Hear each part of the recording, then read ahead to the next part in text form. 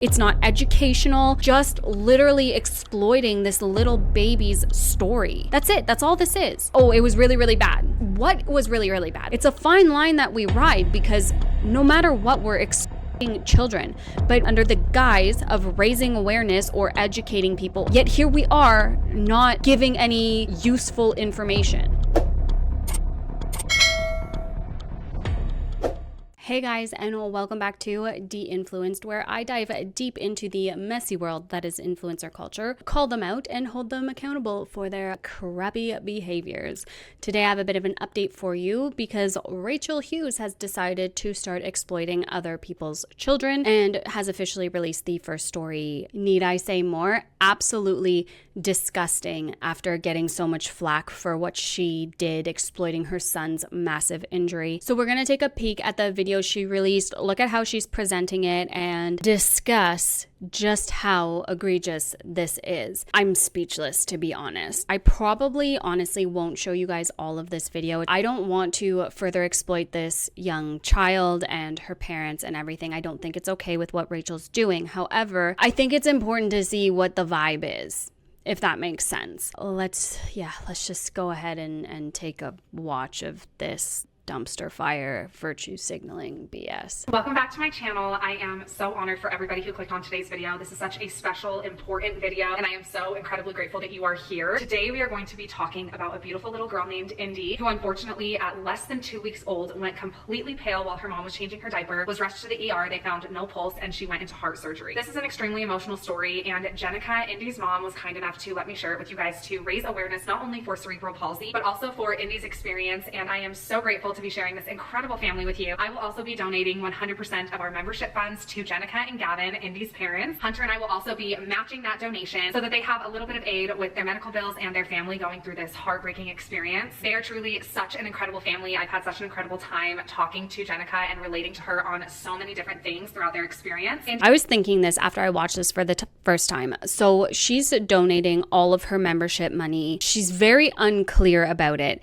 If it's 100% of the membership money for the month, if it's 100% of like new membership signups that she's matching. Now her membership tier is pretty expensive. I showed it in my last video, which I will link right here. Even at that, I don't feel as though it is that much money to actually make a difference. Whereas after we're done watching this, if we go look at the views on this video, why is she not also donating the AdSense to make a real impact? Or if she has a sponsor in this video, which I can't remember if she does or not, if she were to donate that money, because that is the type of money that's going to make a real difference. And frankly, I think if you're a little girl's story on your channel, they should get 100% of the AdSense revenue, not just the membership money. But that's just my opinion, I guess. Anyway, I don't know. I think this is silly. Jenica got pregnant. She had a completely normal, low-risk pregnancy. Everything was completely fine. When Jenica delivered Indy, she only had a 4-hour labor. Everything went pretty seamless and quick. She seemed completely fine. However, she was having a little bit of a harder time breathing, so they actually sent her to the NICU where they placed her on a CPAP machine. Fortunately, Indy started breathing phenomenal with the treatment of the CPAP, and she was only in the NICU for a few hours, and then she got to go right back to mom. At that point, the doctors really were not concerned at all. They did hear a slight murmur the day that Indy was born in her heart. However, by the second day of her life, they couldn't hear it at all, and they didn't have any concerns. In fact, the doctors actually let Jenica and Gavin know that it is relatively common for a baby to have a small heart murmur right when they are born before their PDA closes, which is basically communicating with the baby that the mother is no longer aiding in the performance of the baby's organs. At her 2-week checkup, Jenica and Gavin did mention to their pediatrician that it just seemed like her breathing patterns were slightly off. However, it can take up to 6 weeks for baby's breathing patterns to regulate, so they didn't seem very concerned, which led to Jenica and Gavin really not thinking much of it. However, the following week on January 7th, it was a completely normal day. Indy was about 3 weeks old. She was born on December 11th, and this was following that 2-week appointment where they were reassured that everything looked. She was almost a month old at that point. If she was born December 7th or 11th and this was January 7th, like that's almost a month old. We actually had a similar experience. It was right after I brought my eldest daughter home from the NICU. She was drinking her bottle and I don't know, I guess she choked a little bit and just decided to stop breathing, and it was the most terrifying thing on the planet. Not gonna lie, especially after being in the NICU for 2 months, being surrounded by doctors and nurses, you already are so scared to bring your baby home. And then something like that, yeah, terrifying. terrifying. Great with Indy's breathing. They were having a great family day. They actually went out and got donuts that morning, and then mom went to change Indy's diaper and she went completely white. Now for any mother, that is so petrifying. I'm sure that so many of you understand not only is— I wonder why she went completely white and not blue. I just thought of that. Like, why would she go completely white?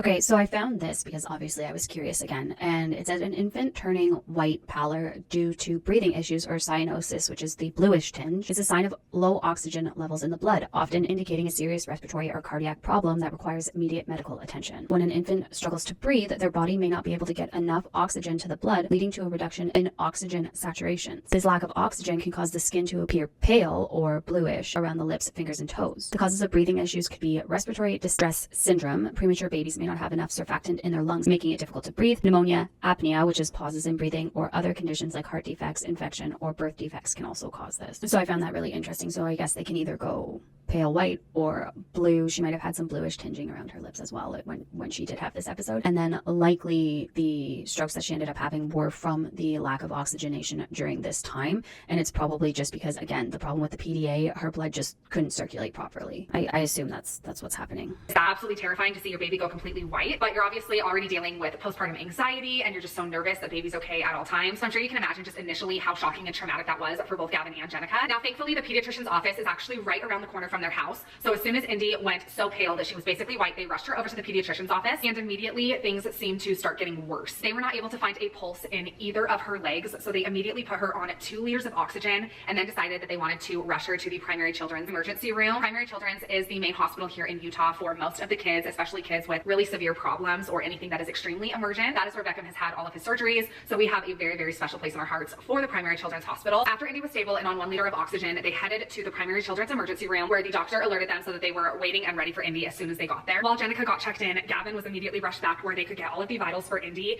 and that is when they were told basically immediately that things were really, really severe. They were going to call an emergent code just to get more hands on deck so that Indy got all of the care that she needed. As a parent, I just relate so much to things being an emergency in terms of your children, especially when you're in the hospital and you know that things are potentially life-threatening. My heart just truly goes out to them because I know in that moment the trauma that you suffer, not only because of your love for your baby, but also your love for your spouse. That is such a weird comment. Not only the love for your baby, but the love for your spouse. That's a weird comment. Who is also experiencing the same thing that you are. It is so emotional. It is truly so difficult to understand it unless you've been through it. And I'm sure that so many of you can relate to how scary that was. Gavin and Jenica were, of course, right there with Indy. And the head ER doctor finally came in to give mom and dad an update. And they let them know that it was really severe. Things were not looking great. She was really, really struggling to breathe. They were still not able to find a pulse in either of her legs. And she had mottling all over her body. Due to the symptoms that were present, they had started to really worry about Indy's heart. So in that time, they had called a cardiology consult. The cardiologist immediately came in and gave Indy an echo on her heart, which is when they told Gavin and Jenica that she was very, very sick and she was going to— This is why I'm upset. She's being so vague.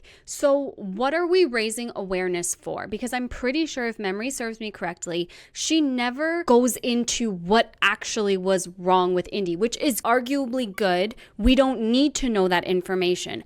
But here you are spewing that this is to raise awareness about things, and yet we have no inkling as to what happened, why it happened. It's not educational, just literally this little baby's story. That's it. That's all this is. Oh, it was really, really bad. What was really, really bad? What on the echo was really, really bad? This could potentially be something that's very powerful that can make a difference in someone's life. But the way she's going about it is purely exploitative. She was going to require immediate heart surgery. The emotions that obviously came rushing in, fearing for their daughter's life, are more intense than I can even describe. How serious the situation was and that heart surgery was imminent regardless of her age. I mean, honestly, you guys, can you imagine this precious little 3-week-old baby going in for open heart surgery? It is just so petrifying. Life is so precious, and there is just nothing like your love for your child. I can imagine just the emotions that they were feeling in this moment, learning all of this information so quickly. It's almost so quick that you're not even able to fully process it at the time. So there are actually 2 locations for Primary Children's Hospital in Utah. So they were at a location in a city named Lehi, and they were getting ready to be transported to the main Salt Lake location for Indy to go into surgery. Just to give you guys an idea, the Lehi location and the Salt Lake location are almost an hour apart, and Jenica was able to be life flighted with Indy in the helicopter, and it took them 8 minutes to get to the Salt Lake hospital, which Jenica described as just feeling like an eternity. I mean, that is such a surreal moment. Wouldn't it be more powerful as well to add in some of the parents talking about their story. But no, it's all about Rachel. And throughout this whole video, she ends up making it about her, relating it back to her. It's so gross. As soon as they arrived, Indy was immediately transported to the pediatric ICU. And that is when they were greeted with too many nurses and doctors to count. This all just feels so familiar and so terrifying. The overwhelm, again, is just too much to describe. As parents, just looking around the room and knowing that the fate of your child is in those doctors and nurses' hands is so terrifying. That also comes with such an immense level of gratitude for those medical care workers, which is exactly what Gavin and Jenica were feeling. Due to the stress that had been put on Indy's body the past few weeks from struggling to breathe, they did decide I can't believe she showed that picture. that it was necessary for her to be put into a mild sedation through intubation. In addition to that, they also gave her a medication to help her heart by reopening her PDA. Not only were they hoping that this would take some stress off of her heart, but they were also hoping that this would buy them a couple days before they needed to perform the surgery. What? Medication to reopen the PDA? That doesn't even make sense, does it? I gotta look into that because that doesn't make sense. Okay, hey guys, so I had to look it up, obviously, nurse brain in me. To reopen a PDA, medications like alprostadil, prostaglandin, or dinoprostone are used as they are potent vasodilators that maintain the patency of the ductus arteriosus. And then if we look, why reopen a PDA? In some cases, a PDA may need to be reopened, especially in premature infants, to allow blood flow to the lungs and other vital organs. So then if you look here, in infants, a PDA might need to be reopened if the initial closure attempt fails, or if the PDA is large and causes complications like heart or lung strain, potentially leading to conditions like congestive heart failure or pulmonary hypertension. So that can explain a little bit of what happened. It's very interesting to me that they heard the murmur and then didn't hear the murmur. So then as I kept looking, I found this, which is really interesting, and I've never heard about it before. It's called Brief Resolved Unexplained Event, or BREW. A BREW is when an infant younger than 1 year old stops breathing, has a change in muscle tone, and turns pale or blue in color, or is unresponsive. The event occurs suddenly and lasts 30 to 60 seconds and is frightening to the person caring for the infant. BREW is only present when there is no explanation for the event after a thorough investigation, which I don't think it can be classified as BREW because she had a heart problem, right? And she went into heart surgery. So I assume that there was just a complication with how her PDA closed, or it didn't close. But I mean, Rachel said she had to reopen it again. I don't know. It's very confusing and sounds ultimately super terrifying. But there are meds to reopen PDAs, which we learned today, and reasons to reopen a PDA. And yeah, I thought that was really interesting. So back to the video. Not only were they hoping that this would take some stress off of her heart, but they were also hoping that this would buy them a couple days before they needed to perform the surgery. Very, very unfortunately, this medication did not work, and they were informed that they needed to perform surgery within the next couple of hours. Obviously, this is absolutely petrifying for any parent to hear, and they were just trying to emotionally prepare themselves for their 3-week-old baby to go into heart surgery. They were really just being hopeful and faithful that this was the worst. See, and like this would be a perfect opportunity to hear from the parents about how emotional it was.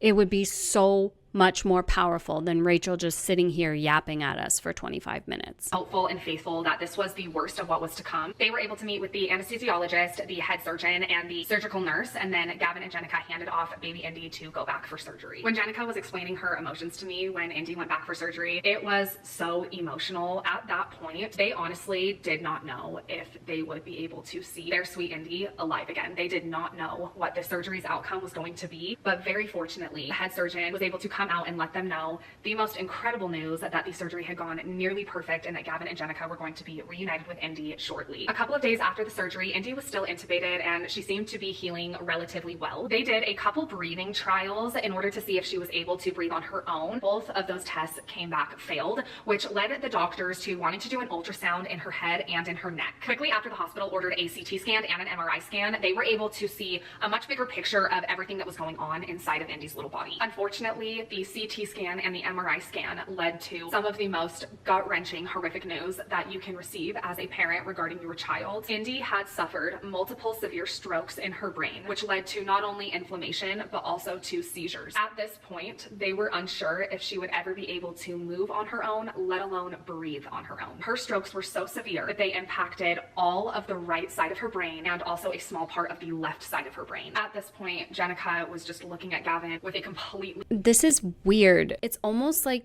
she had a SIDS episode, but it was caught instead of happening while the baby was napping. Maybe it's just the way Rachel's presenting it and with her being so vague and annoyingly vague. But again, that's a really powerful potential learning opportunity because it's like, well, what happened? I'm so curious as to what happened and if this can be a precursor to save other children who are born with weird breathing patterns and at the 2-week mark have, just questionable breathing patterns and stuff like that. Like, it's really interesting. Obviously, both parents were completely numb and just struggling to process everything that was happening. I mean, you guys, this happened in such a short period of time. It was so shocking for these parents. It is just so heartbreaking. Jenica said that one of the most difficult parts of this experience is that even after extensive tests, they really were not able to tell them much more. And the phrase that they said over and over to her just haunts her to this day. And it was, she will tell us when she's ready. As a mother, seeing your child in that state, you are truly so helpless. It is just gut-wrenching. It is so unnatural to be separated from your child, and all you want to do is nurture them and care for them, especially right after they're born. And this just honestly shatters my soul for both of these parents. Once the swelling started to go down in Indy's brain, there was very little movement where she would actually try to initiate some of her own breaths on her own. At this point, they took every single movement, every single twitch as a positive and as a win and a victory. Even though they weren't even sure if it was intentional or just a reflex, they wanted to remain as hopeful as they possibly could, as would any parent. As the days went on, she did start initiating breaths a little bit more and moving a little bit more, and after what felt like obviously an eternity, on day 6, they were finally able to hold her. This was so emotional for me when I was hearing about it, as I'm sure it's been extremely emotional for you to hear her story. I remember being in a very similar situation where I wasn't able to hold Beckham until day 7, and he was covered in wires and tubes, and that is exactly what Indy looked like. She was covered in tubes and wires and just what appeared to be completely lifeless and helpless in that incubator. This next part just makes me so emotional because I know how real it is. It took 3 nurses just to get Indy onto Jenica's chest. But what is just so special and so healing is it's really Indy that needed that moment with her mom, because after Jenica held her, she started showing signs of improvement so much more. And I just know that Jenica was aiding and healing Indy's little body. I will stand by that forever. The power and love of a mother, there is nothing on earth that is like it. The next day, Indy was showing so much interest and so many signs of wanting to breathe on her own that they did another breathing trial. Not only did she pass this trial, but she actually went on even longer than she needed to in order to pass it. For the next 2 days, Indy did phenomenal with her breathing, so much so that by the 3rd day after skin to skin with mom, she was able to ease up her sedation medicine to almost nothing and remove her breathing tube. They kept her on oxygen with a cannula, but of course that was really, really hard for Indy. I'm sure very stimulating for her. So because Indy was so irritated with the cannula, they actually let her try room air, and she did so phenomenal that they never put her back on oxygen. That's so silly. Oh, it was really bothering her, so like they took off the oxygen and let her try room. No, they wouldn't have let a baby take off their oxygen if it was just bothering them. Actually, funny enough, my daughter, when she was in the NICU and had her CPAP on still, she would like rip it off, and then the alarms would ding and everybody would freak out, and the nurses would come and be like, yo, keep this on, and she hated it so much. And it's like, girl, it's keeping you alive, please keep it on your face, please. And it's amazing to think like a baby that's like literally this big, just a tiny little baby, can rip off their CPAP and be annoyed with stuff, but they can. After this, they were actually able to move Indy to a different floor. She graduated the CICU. When she moved to the main floor for 2 days, they were able to hold her, change her diapers, and this kind of got them back into the groove of caring for her, which I'm sure was absolutely petrifying after everything that had happened. It would be. And they were so confident that she was doing so well that after 2 days on the main floor, they were ready to discharge Indy to go home. That is wild to me. So in the span of 5 days, according to this story that Rachel told, this kid went from intubated, swollen brain, can't breathe on her own, to discharged. Wild. No matter how intuitive you are as a mother, it is petrifying to bring home a medically complex baby. You just feel so inferior to the doctors and nurses that have been taking care of her. She had been hooked up to machines that were telling you exactly what was happening in her body. So even though it was very terrifying, you had this sense of relief, being able to see her oxygen stats, being able to see her heartbeat. Oxygen sats. SATS, SATS, saturation, oxygen, saturation in the blood, SATS, not stats, SATS. And And now she's at Sorry, home it's a nurse with mom name. and dad, and mom and dad are clearly terrified. Jenica said it was so overwhelming. It gave her so much anxiety, even though she was so happy to have Indy back in her arms and back at home. It was just really petrifying because, as I'm sure you know, the love of a parent, you are already so worried about your child. It's so heightened in instances like this. So it was really, really scary. Jenica and Gavin had never handled an NG tube or placed one, let alone done 100% of feedings through the NG tube. So it gave them a lot of anxiety. The energy in the home was so different. They had her set up with so many different doctors, nurses, therapists. She couldn't even keep track of them all. Jenica and Gavin obviously were extremely overwhelmed, but they were so grateful for how much help they had. You are going to be shocked when you hear about Indy's team of doctors. It's actually so long, I'm going to read it to you because Jenica did send it to me.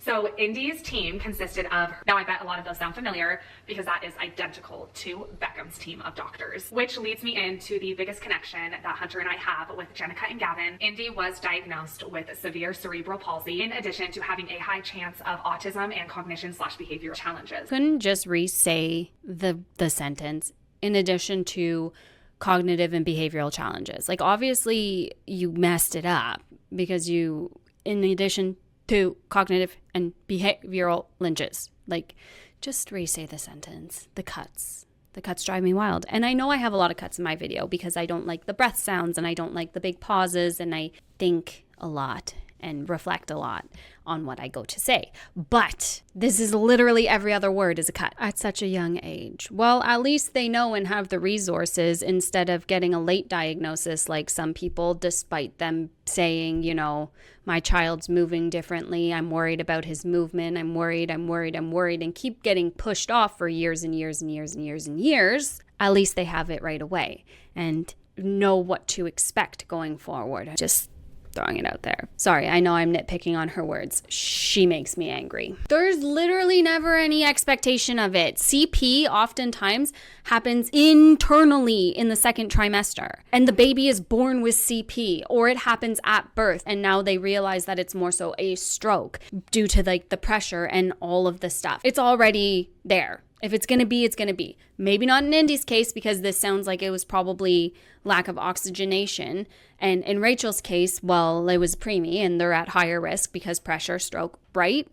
But like, nobody is ever prepared for it. Any of it. It's like, oh. She has more strength than most of us will ever have in her entire lifetime. She has already defied so many odds that she was told she would not be able to do already. Jenica shared with me that one of the scariest things about the diagnosis is the unknowns, which I can deeply relate to. Not knowing the future of your child is a heartbreak I wouldn't wish upon anybody. It is just so complex that obviously Indy being able to accomplish these things has given Jenica and Gavin so much hope and so much peace, but it's also accompanied with emotions of grief and loss and the fear of not knowing what she will be capable of in the future. They have shared that one of the hardest things for them to be able to do is feel two different emotions at the exact same time, even though they are on completely opposite ends of the spectrum. Jenica and Gavin have obviously felt extremely isolated in this experience. They had never really heard anybody talk about grief and being able to grieve a child while that child is still living and still here with you. That is, of course, not to negate anyone who has experienced child loss. That is an emotion that I truly believe is the hardest thing you can experience in this life. However, all sorts of loss with children, nothing negates the other. It is so incredibly painful and difficult to watch your child's future be taken from them, or watch abilities that you believed they always have, that most people have, stripped from them. You would do anything to switch them places. You would do anything to give them the life that you've been able to experience with your body. It puts the world in a completely new perspective, and the grief that is accompanied with that is so painful, and it is lifelong, and it comes with every single step of childhood and teenage years and adulthood that you experience with your child. It is truly never ending, and I really wholeheartedly believe that the amount of grief that you're capable of having it sucks so bad that she speaks like this. Like, I get what she's trying to say. I really, really do. The grief of the loss of what could have been. I probably experienced it with my first baby because she was a preemie. So I didn't get a baby shower, and I didn't get to bring my baby home from the hospital, and I didn't get to breastfeed, and I didn't get to do all those things I wanted to do as a mom. And then there was the added medically complex and in the NICU and I get all of that. But she speaks as though these diagnoses are the end of the world. And I understand grieving what they could have been, but that doesn't mean that they're going to have a terrible life. It doesn't mean that it's the end of the world because they have a diagnosis. And it's like Rachel heard CP and it's like, oh, well, he's not going to be able to do anything ever, so just write it off. It's so frustrating because he can still have a awesome, full, happy, amazing life. Just, it looks a little different. I don't know. Her entire thinking is so ableist and able-bodied, and why are you treating him different and as less than, or thinking of them as less? Like, it's so frustrating. And I really wholeheartedly believe that the amount of grief that you're capable of having is matched to the amount of love that you have. And that is why grief regarding children, I personally believe, is the deepest grief that you can experience. They had no idea that they could be so grateful and so happy that their daughter survived this experience that was so horrific and traumatic, yet so sad and so angry for what it entailed for her future. Somehow, parents always experience guilt, regardless of how blameless they may be. So Jenica and Gavin struggle with the guilt of just simply not knowing what was going on with Indy in those first 3 weeks of her life, although they never could have. It was completely out of their hands. They did absolutely everything they could, and it really was Jenica and that skin to skin that I believe propelled Indy forward in a way that never could have happened without her mother. I am so grateful that Jenica has felt like connecting with other parents who have been through similar experiences has allowed her to feel human again and has allowed her to feel less alone in her experience with Indy. January 7th is the day that changed their lives forever. I actually was blown away when I found out that that was the day that Indy stopped breathing. That was actually the exact day that Beckham was diagnosed with cerebral palsy as well. January 7th, although a very heartbreaking, terrifying, traumatic day for both families, was also a very life-altering day that put the entire world into perspective and allowed Jenica and I to both become parents of a disabled child, which has changed us. See, and like, she's making it all about her, and it's like, this isn't about you. Oh, it's not about you. But indeed it has gotten easier with all of her different doctor appointments and therapy appointments, and she has expressed that the beautiful part of being a special needs parent has really come to life and come to the forefront. Not a special needs parent, which I really like the people in my community who have called Rachel out on this. You are not a special needs parent. You are not a parent who has special needs. You are a parent of a special needs child. There's a difference, and words matter.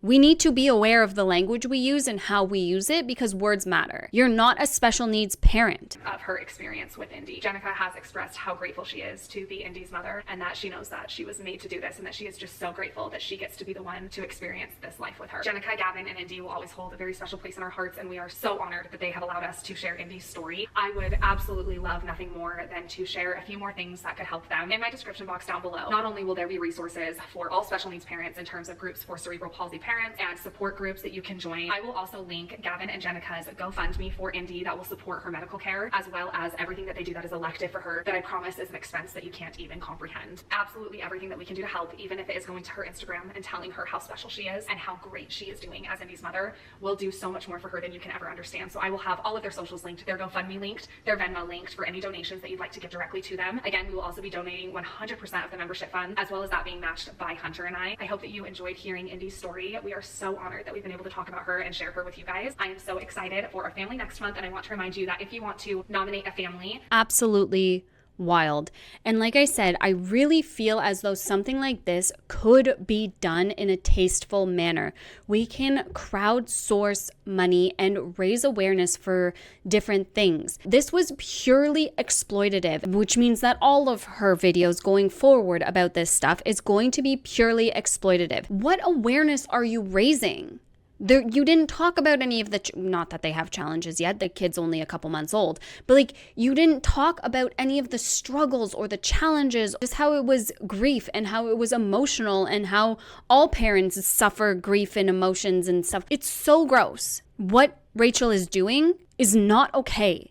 It's a bribe to exploit children for parents who are desperate for money because their children are medically complex, living in the United States, and that comes with a huge bill. Heart surgery, I can only imagine. A diagnosis of CP with the OT and PT constantly having to come in, the doctor's appointments. That's why these people are signing up to exploit their children's medical journey. And what she's going to end up doing is encouraging more people to hop on YouTube, because you can make money on YouTube, and exploit their children. It's so disgusting. Frig. Okay, let's go see how many views this video has. 14K. So about average for her channel. Oh my God. Anyway, so there's that. She's exploiting other people's children, but there's also this one, which I think we'll take a quick look at because it's only 15 minutes long.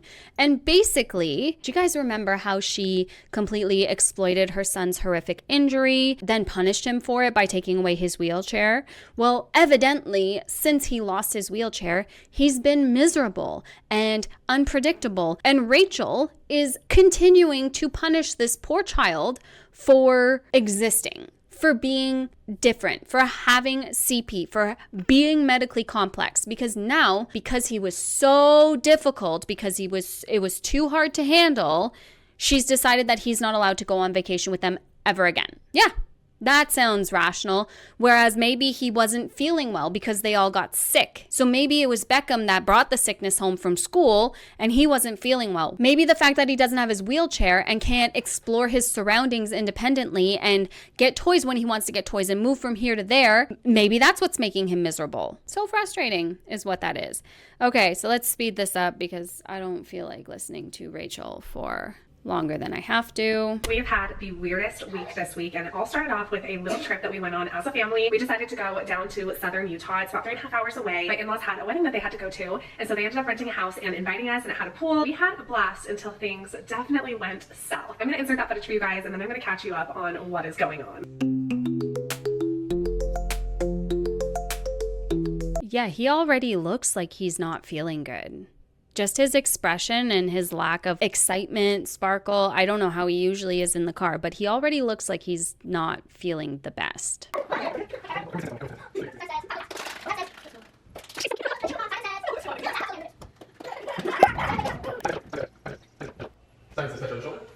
you only watching me? He's the worst brother.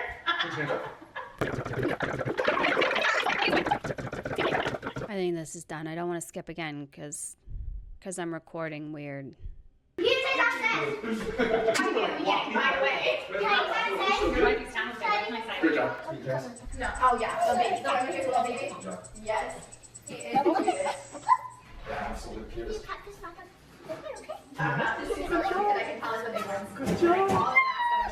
Good job. Okay, is he my special helper? Yeah. Oh. Oh. Okay. You're so nice to call your brother. Be distracted. He wants her out of his face. Can someone move this child away from the other child who's trying to ask her to back off and get out of his face, please? It is officially day 2, and we are having so much fun. Their little fishes are having so much fun in the pool, so we're just hanging out. Come on in. Blakely and Halsey woke up first thing this morning. They went and got donuts, which was so much fun, and we also found this coffee place because my sister-in-law... Do you think they're having so much fun? I think they're having so much fun. It's like a coffee connoisseur. She's so good at picking the best coffee spots, so we got pastries and coffee, and it was so delicious. And now the kids are in the pool, and of course we had to recruit Hunter to be in the pool with all of the little kiddos, and they're having so much fun. It is warmer today than it was yesterday. They're just having so much such fun. A blast. Oh, she changed it up. Such blast. Did you guys know that scammers can literally steal your home? Okay, I don't care how it works. Who's the sponsor? Home Title Lock. Nobody ever buy from them. They support child exploitation, so that's good. Okay. It's obviously such a dream, aside from the fact that my sweet little Becca was just so miserable. What can be very, very difficult about traveling is that Becca... I like how she's like, day 2, we're all having so much fun. It's so much fun. It's so much fun. And they're like, then now she's like, oh, it was terrible. Beckham was awful. He ruined the trip for everyone. Didn't sound like your trip was ruined on day 2, but okay. Explain to us everything we don't know about traveling with a child with special needs, please, Rachel. He can be unpredictable. There's times where he can be the easiest kid in the world, and then times where us not being able to communicate with him can be very, very difficult because we can't always fix the problem because we don't always know why he's upset. And usually Beckham loves the water, and unfortunately on this... A communication board might help this, just throwing it out there, but... No, because then he would be able to also say, stop filming me, mom, or no, I don't want a camera in my face, or, you know, be able to communicate the stuff that they don't want to hear. Trip, he just did not love the water. He was really upset when we tried to let him swim, and the water was really, really warm. It was like bath water. It was, I believe, 83 degrees in the pool, and then a little bit warmer in the hot tub, but both temperatures Beckham should have and would have usually loved, but he just was not vibing with it this time, which makes... Usually, would have usually loved. So this one trip, and she's just gonna write him off coming on trips altogether because this one time he was, you know, miserable and didn't like the pool. So let's just never take him on vacation with us ever again. Me so sad, but it also reminded me that regardless of outside opinion, I have to do what's best for my family no matter what anyone else thinks, because people are not in the same situation as me, and every single special needs child is different, every single one. And so even if something works for someone else who has cerebral palsy, it may not work for Beckham, and something that works great for Beckham may not work for somebody else. Here you go, baby. So it is just really eye-opening when I put myself in those situations where I'm like, of course I want to take Beckham and include him in every single memory that my family makes, every single memory. It is so freaking selfish to make him adapt to the circumstances I want him to be in versus the circumstances that he is the most comfortable. So that was just a really good reminder. I actually posted a short and a TikTok regarding this when we were down there, when I just had the realization, like, Beckham doesn't like to travel. He's just not my child who likes to travel. And it is so interesting because sometimes, occasionally, people will comment and they will say, oh, it gets better. So is he always miserable when they travel? Because you're saying completely contradictory things. You're saying he was miserable this time, which he was probably not feeling good. He was probably got the sickness that you all got or had it on the trip. Okay, what do people comment? I get more used to all of these things, and I'm like, guys, you've never met him. You don't know it. Just see little snapshots of our life, and Beckham is typically the most mild-mannered, angelic child in the entire world, and when he's at home, he is exactly like that. He is so happy, he loves it, he just loves his environment, and unfortunately, when we take him out of that environment, it can be very scary for him, and the lack of communication can be really tough. I'm also obviously playing pass with a cotton ball with Blakely right now, but that's what I can be a moment and trying to film.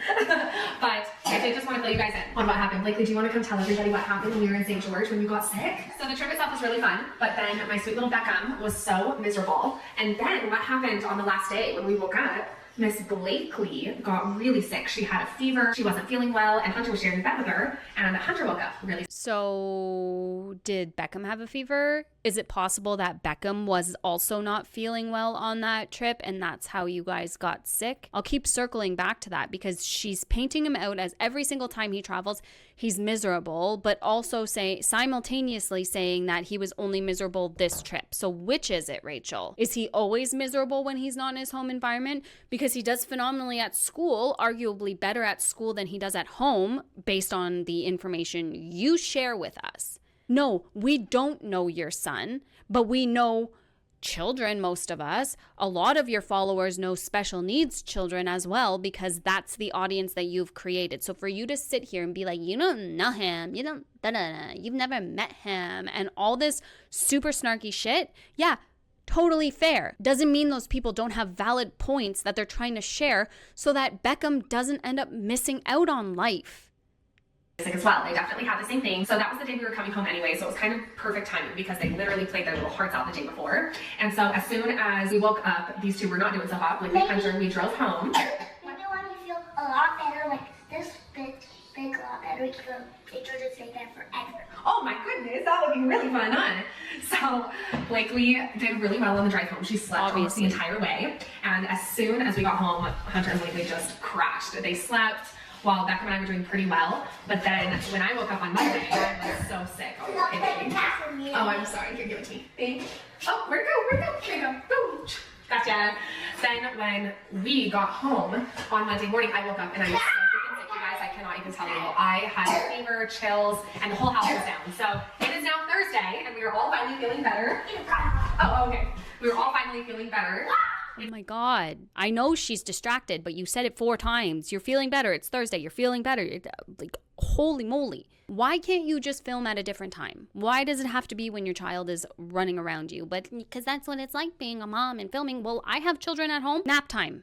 Quiet time. Your kids are glued to their tablets. Tablet time. Something time. Why does this have to be at the same time? Thursday now, we're finally all feeling better. We're on the up and up. Even Blakely just like wanting to play. Blakely be so happy. So I'm like, I don't care. So like, why are you filming? If this is the first time that Blakely's been okay and wants your attention and playing with you and wants to eat, why are you filming now? Just wait till they go to bed. Film this evening. Film before they wake up. Film when she's distracted and not trying to get your attention. I'm filming, I'm giving this girl attention because this is the first morning she's like wanted a meal. She's been having a really hard time keeping liquids, not down, like we haven't had a stomach bug, but we've also been fevering a lot with no appetite, aches, pains, good job. And today she's finally my rambunctious little girl again, so I'm so happy about that. Like, do I come tell everybody about it? Okay, yeah, so then I think the rest of this is just basically Blakely dancing, and we're not gonna watch that because we don't need to. We'll see if Rachel has anything else to say at the end here. I doubt it. If anything, it'll be useless. Hope you guys enjoyed it. We're gonna go have a dance party. We love you guys so much. Remember, as always, to be brave like Beckham. We'll catch you in our next vlog. Bye. Wild. Even their slogan for their channel, Rachel Hughes, is "Be brave like Beckham," and yet they treat him the poorest and so different. And now he's not allowed to go on vacation. He still doesn't have his wheelchair in the house. And I saw another video where he was going to school or something, and Hunter took him out and put him in his wheelchair, and he like raced down to the school bus and was all happy and excited. And it's like, this poor kid, this poor kid, just constantly getting shafted by his mom, just constantly getting punished for having CP, for being different, for being medically complex. That's how this looks. And her constantly saying, oh, I grieve a child that's still alive. Oh, and I grieve this, and she hates that she has a son with CP. And it's so incredibly sad. Instead of adapting and moving on and moving forward and trying to learn and be better and grow, she's just completely stuck. I don't know. But it's so incredibly frustrating to watch and to witness. And now she's exploiting other people's children on top of that, and not even raising awareness for what happened or anything like that, which again, like, good, we don't need more information, but some pertinent information of like, hey, here's how you could, like, here's what you could have done, or here's steps to take if you notice this. If you notice this in your child, make them get checked right away. If you notice this in your child, make sure you're advocating for, like, there was nothing. There was no useful information, just pure exploitation of that child's story. And it's disgusting. Deep breath, everybody, because we need deep breaths after Rachel videos. It gets a little heated in here. I'm sorry. It hits close to home, and it's so frustrating the way she talks and the way she treats her children, and the fact that everyone just thinks she's this epic, awesome person doing these epic, awesome things. And it's like, no, guys, no. It's all fake. It's all for show. It's for clicks, views, and attention. That's what I got for you guys today. I wanted to check back in because a lot of people were mentioning that she posted the first story time and stuff like that. And I just, yeah, it's all just gross. It's so unacceptable and so gross. But I hope you guys are having a absolutely fantastic day wherever you are in the world. Please don't forget to like and subscribe. It really helps the videos reach more people if you like, share, subscribe, and watch to the end. And I truly appreciate it at the end of the day. Thank you so much for joining me, and I will talk to you guys soon. Bye, guys.